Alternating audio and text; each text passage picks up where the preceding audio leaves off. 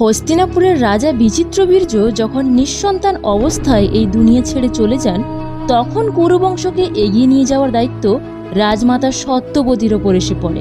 তখন তিনি তার ছেলে মহান ঋষি বেদব্যাসকে ডেকে পাঠালেন নিয়োগ প্রক্রিয়ার দ্বারা কুরুবংশকে রক্ষা করার জন্য। প্রথমে বেদব্যাসের কাছে রানী অম্বিকা গেলেন, কিন্তু তার তেজ দেখে রানী অম্বিকা ভয় চোখ বন্ধ করে ফেললেন। এজন্যই তাদের ছেলে ধর্মরাজ ধৃতরাষ্ট্র জন্ম থেকেই অন্ধ হয়ে জন্মালো। এরপর অম্বালিকাও ঋষি বেদব্যাসের কাছে গেলেন, কিন্তু তিনিও খুব ভয় পেলেন। তাই তার ছেলে পাণ্ডু দুর্বল জন্মালো। সত্যবতীর ইচ্ছে ছিল এমন একটা ছেলে হবে যে সুস্থ আর বুদ্ধিমান হবে। তাই তিনি অম্বিকাকে আর একটা সুযোগ দিলেন, কিন্তু ভয়ে সে নিজে যাওয়ার বদলে নিজের দাসীকে পাঠিয়ে দেন। ওই দাসী শান্ত মনোভাব এবং সম্মানের সঙ্গে বেদব্যাসকে স্বাগত জানায়।